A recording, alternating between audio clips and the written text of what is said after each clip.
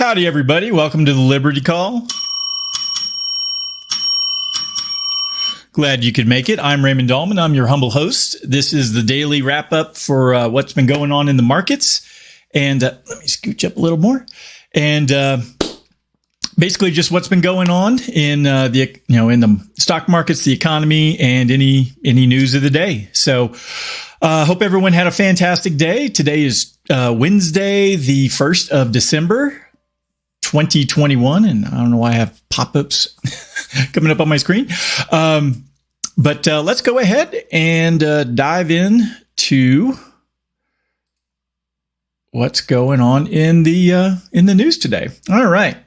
So what I like to do personally, and I don't know if other folks like to do this, I just primarily just browse the headlines. It kind of gives me an idea of, where things are headed, what the expectations are. A lot of times the headlines kind of give a clue of, what the sentiment is of the people in the media. So, all right. So, USM manufacturing growth remains strong.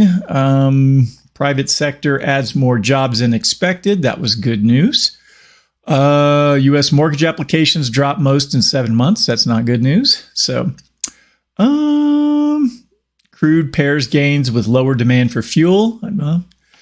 All right. So let's go ahead and jump over to some of the news sites. I have a few articles already clipped from CNN Business, but I wanted to see what the politics was. It's all about COVID, abortion, and Stacey Abrams is going to run for governor again. I'm not sure if that's a good idea. She can't control the amount of food that goes into her face. I'm not sure she should really be controlling other people's lives. But anyways, all right. So let's see how the markets did today. The Dow was down 1.34%, 461 points. NASDAQ was down 1.83, 283 points. The S&P 500 down 1.18, down 53.96. Let's see here. The 10-year dropped 1 basis point down to 1.43. Oil's down today 1.5. Gold slightly up. Let's see. And if you wonder why I'm using different websites, I'm trying to figure out which one is probably going to be the best to go to on a regular basis. So, all right, well, let's go ahead and, market was down. I'm going to go to the chart at the end and take a look and see what the charts look like. So let's go ahead and dive into a couple articles here. First one comes from a person named Allison Morrow at CNN Business. Why inflation can actually be good for everyday Americans and bad for rich people. Okay.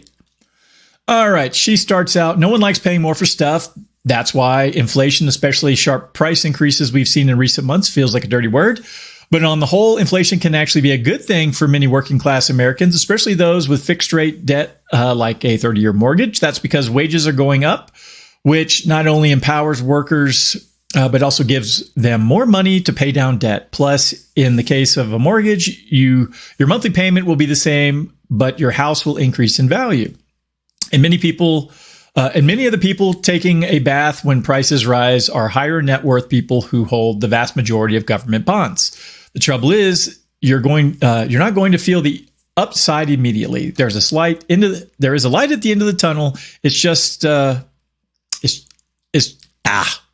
it could be a couple of years, said Kent Smetters, professor of business economics at the Wharton School of Business. So, yeah, I can see their point, and the mortgage is a very good example of this. So, keep the numbers simple. Let's say it's a 10-year mortgage and it's $100,000.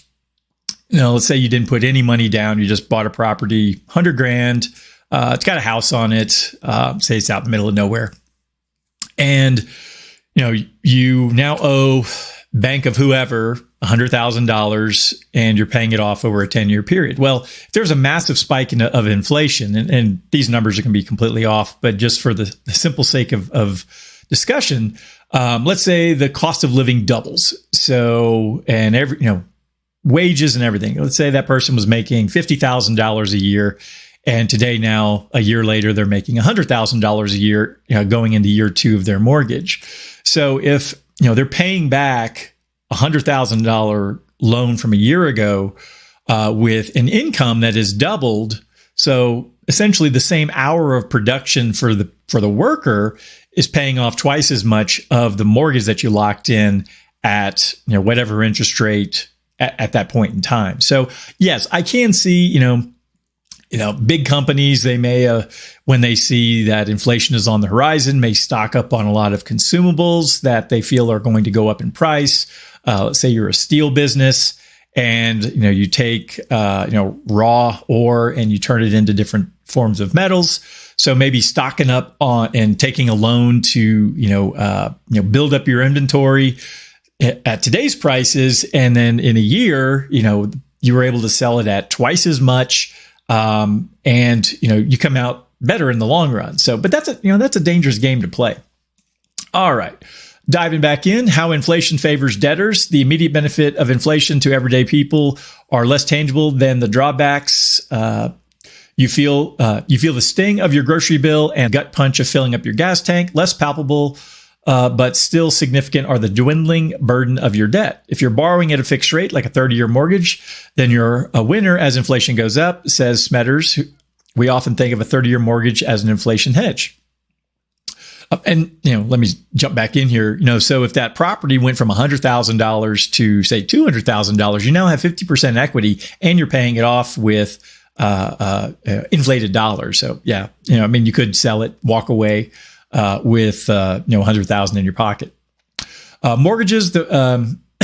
Mortgages, the vast majority of which are fixed rate 30-year loans, make up nearly $11 trillion worth of America's current record high $15 trillion in debt. Meanwhile, wages are rising along with prices, essentially shrinking the real value of that debt. The same inflation benefit applies to anyone paying off federal student loans, which also have a fixed interest rate. As your income increases, you're essentially getting a discount on what you have to repay. Again, that's just what I said. So,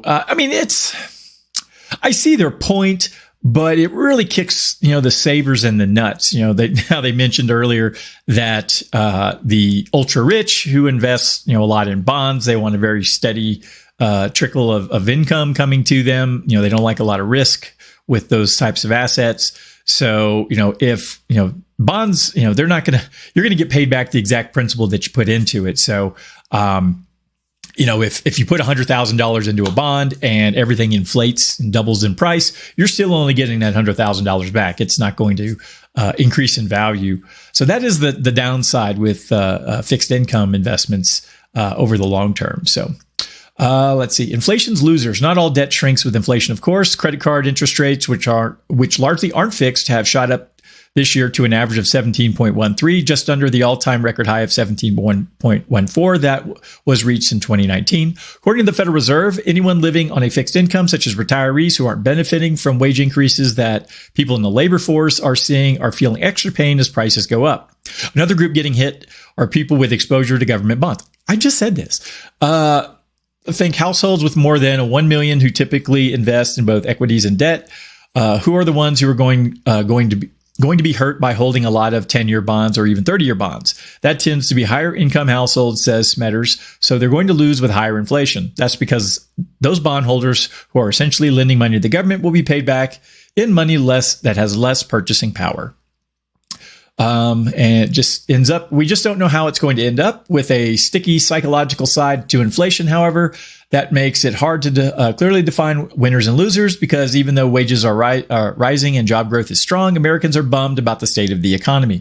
The Consumer Sentiment Index fell to a decade low in early November, according to data collected by the University of Michigan.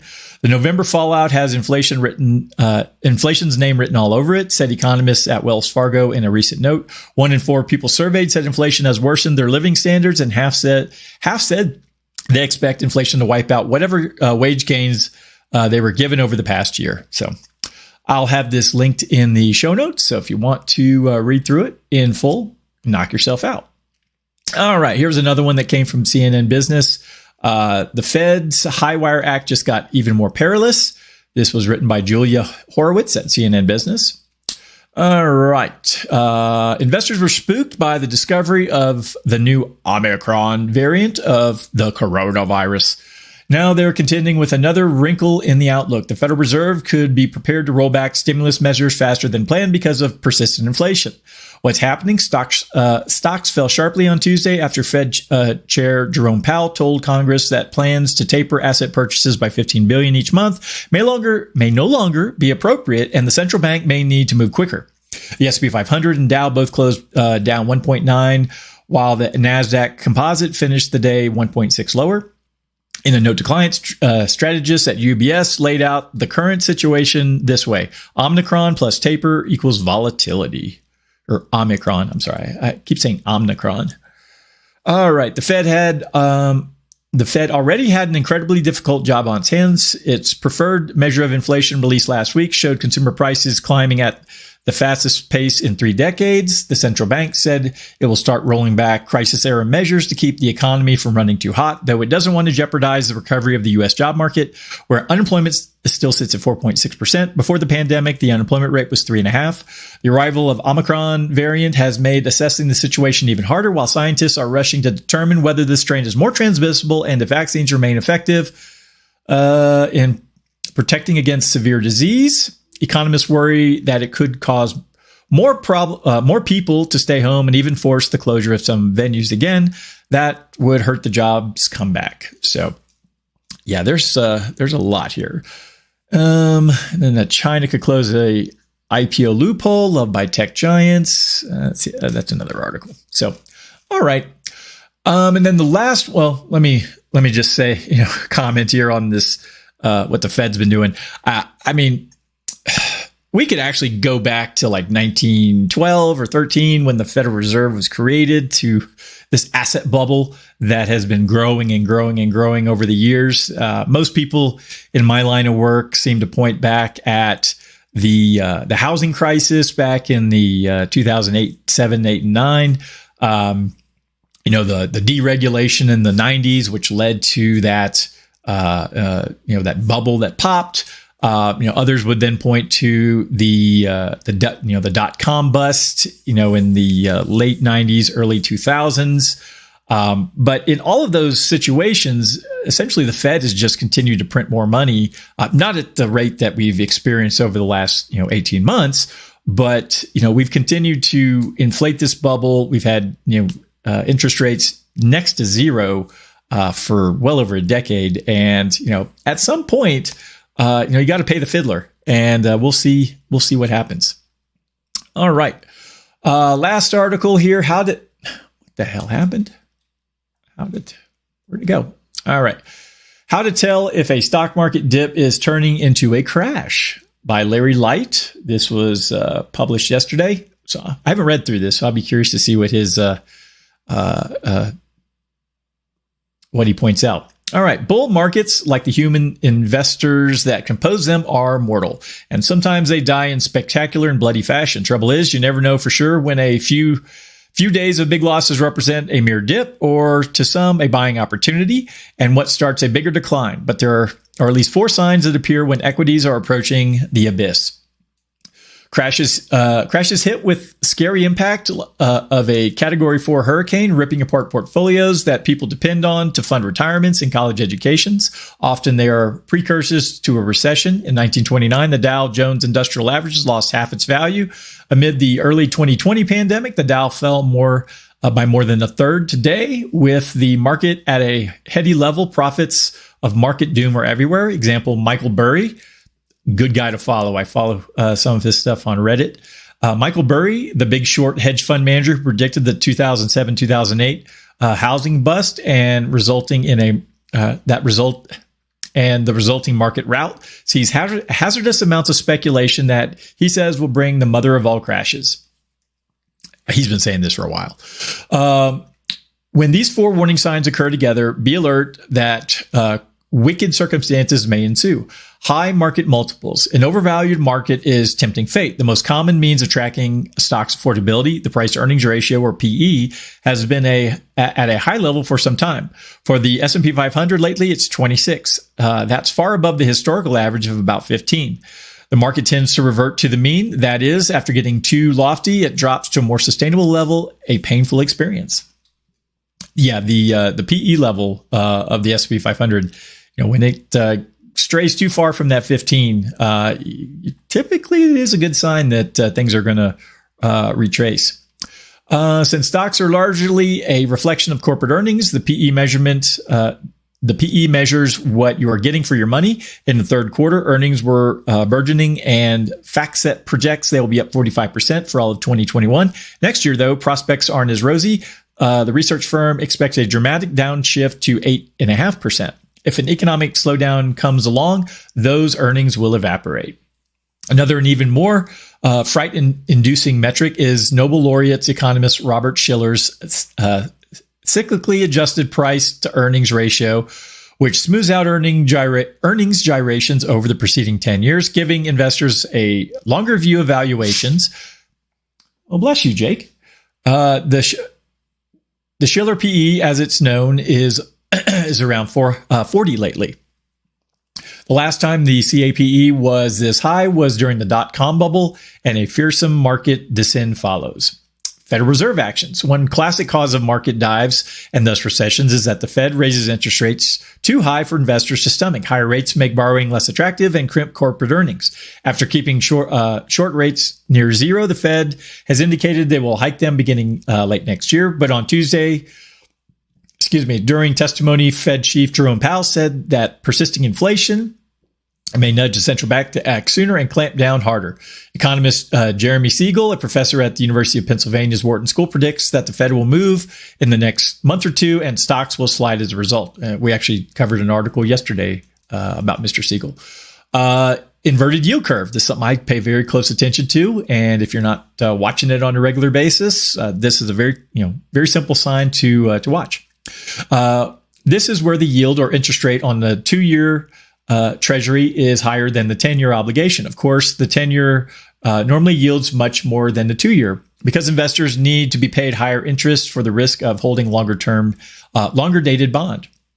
But when economic storm clouds gather, investors tend to pile into the 10-year, regarding it as a better refuge. This drives up the bond's price and thereby lowers its yield. The yield curve has inverted before each recession in the last 50 years and only once gave a false positive. Right now, the gap between the 2 and the 10-year bond has narrowed, although they are still separated by around 1 percentage point. And actually, let me bring up a screen here. The yield curve, if you look back, let's see, it was inverted. How long ago was that? Yeah, it inverted in February of 2020. It says it's normal here, if you can see this on my screen, but I mean, that's not a good looking curve right there. And let's see. Yeah, there was a couple spots in the fall of 2019 where you had this wonky looking curve. So at the time I was, my prediction, if you want to call it that, was at some point in the next 24 months we would experience a market downturn. It didn't happen. Well, it did, but it was quickly saved by all the stimulus last year. So I don't know if we were headed into a downturn. If I put on my tinfoil hat, was all of this to avoid some sort of a market collapse? I don't know. No idea. Where was I? But when economic storm clouds, this drives up bond prices. The yield curve has, I already read all that. Black swans. There are events that knock the market and the economy on their heels. Sometimes the arrival of these creatures is unforeseeable, such as September 11, 2011 or 2001. Terrorist attacks, which torpedoed stocks. Other hazards are lurking in plain sight, like the growing subprime mortgage defaults in 2007. A hedge fund savant Burry can attest, These produced the global financial crisis and the market's epic swoon starting in September of 2008. Determining what's a black swan isn't an exact science. Certainly, a big hint is when official wisdom shrugs off an obvious mounting mega problem. In 2007, the line was that the mortgage mess could be contained. In 2021, the White House and the Federal Reserve insist that supply chain bottlenecks born from the COVID-19 related labor shortages, among other things, are temporary. What if they aren't? At the moment, the market's towering PE and officialdom's supply chain optimism are lone possible signals that trouble could be brewing. Should the others slither into view, watch out. So, I mean, when you had people with the Fed saying that, there was nothing really to worry about, inflation is no big deal. I mean, looking at the bigger picture, when you create all that, all of those dollars, what do you think is going to happen? I mean, it doesn't take a genius. I mean, I remember learning about the Weimar Republic's inflation problem in the 1920s. We learned this in high school. I mean, and that was over 30 years ago for me. So, I am a little puzzled by the amount of people who don't seem to grasp that. So let's go ahead and I'm going to share. We're going to look at. Let's drag this over here. There we are. Drag those out of the way. All right. So here's the Dow Jones right now. And let me see if I can get this a little bigger. All right. So here's the Dow Jones chart. And for those who watch my stuff regularly, all four of you, I talked about this, in my most recent meetings with clients that we did have this trend change back in mid-August where we broke through the resistance line. I mean, and this goes for most equities. It's the same thing with U.S. equities. So we broke this trend for about, how long was that? About 38 business days. And then we broke back through here in, what day was this? About mid-October. And we had this, short rally, but now looks like it is coming back within this trend. So, if you're asking me about probabilities, which is basically everything I look at, what's the probability of this or that happening, over the next 6 months, it looks like to me the probability is that the market is losing steam. Other things to look at is, looking at the momentum indicator at MACD. We did go below the midpoint here in, again, late September. So to me, this is typically a very big sign. Let's scroll back out. When we go below this line, bad things usually happen. We can scroll back out to back in 2009, same thing. Bad things happen. So we're not quite there yet with the Dow. When I go out on a 2-day, we still have a bit of a ways to go, and even on the week, there's the trend change has not occurred enough. So, but anyways, like I said, looking at this, my expectation, and what I'm going to be planning for is that equity side of things are going to probably trend down for the foreseeable future. So we'll see. We could certainly, let me stop sharing that. And we could certainly see things turn around, but, what things would have to happen to actually make that occur? Probably our government would probably have to stop spending so much money. We would have to quit printing so many dollars.